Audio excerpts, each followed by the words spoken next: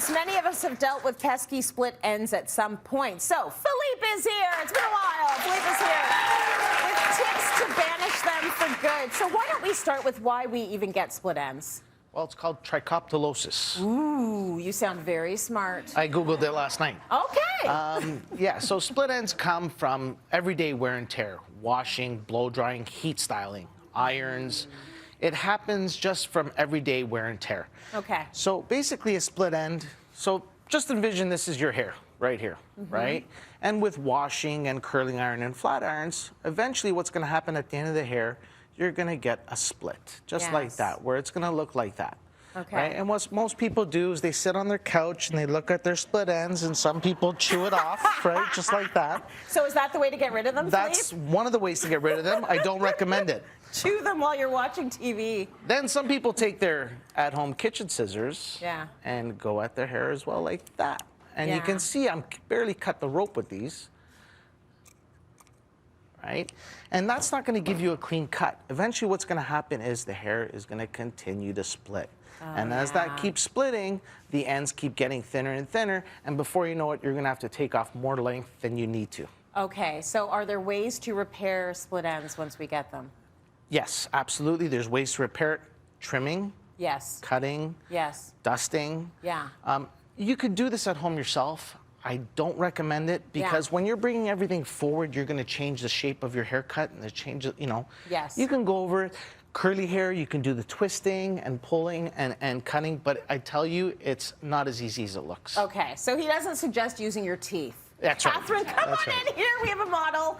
Catherine's going to show, or Phillipe's going to show us a few ways using Catherine as a model. Yeah. I mean, what you need to do. And let's start, Phillipe, with the trim. What is a trim? What is it accomplishing? What does it look like? So, I mean, listen, a haircut is a haircut, whether you're trimming this much off or this much off. Yes. If you want to keep your hair long, what you want to do, see, at the salon we use... Move her around just a little bit more. Yeah, perfect. We use very sharp scissors, okay? These are thousands of dollars. And the reason why we spend so much money is it creates a nice, blunt, beautiful end on the hair.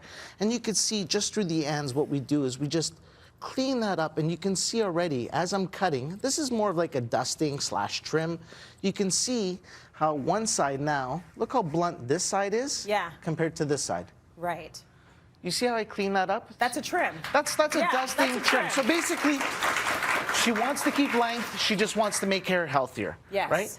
There's also the dusting where you take your hair strand like this and you come through, and any hair that sticks up, I'm grabbing a really big section here. Yeah. And see all the hairs that stick up, I don't know if they can see that. Yeah. And as you come through and you do this and you do this, right? Yeah. And you take all those, and that's also dusting as well. And what that does is it makes the shaft of the hair nice and smooth and sleek and gets rid of all those fray hairs. Right. Okay. Tough to do yourself because that's all happening behind you. That's so if right. you go to a salon, they can do the whole thing and it's going to be the right even length. That's right. Yeah, and you know what you're looking for. And you don't want to do too much of that because like I showed you on the string, when you keep doing that, the ends are going to keep getting thinner and thinner. Why? Because essentially you're layering the hair and creating less density at the bottom, less bulk at the bottom. Let's talk about a twist. Who would be using a twist? Curly hair. Curly hair, because if you try to stretch and pull that hair right down and you cut, it's going to spring right back up on you. Right. So what you want to do is twist the hair gently, come to the ends, and then trim those loose dead ends that you see. So you twist the hair and then trim. You twist the hair because you're allowing the hair to cut with a circular motion as opposed to a blunt motion,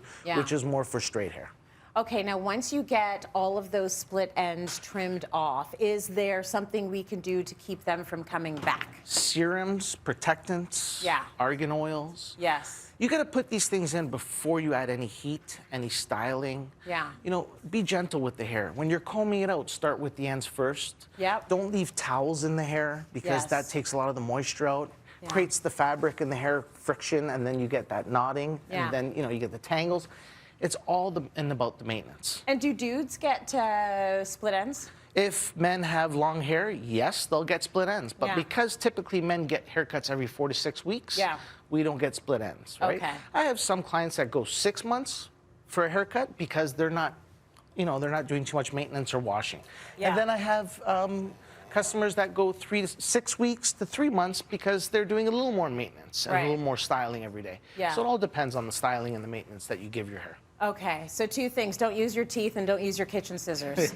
Not the stuff you cut the fat off the meat. That's it's not right. going to work for your hair, and that's just gross. Phillipe, thank you so much. Thank you so much. Good modeling, my friend. Thank you. Time for a break. See you all on the other side. Stay with us.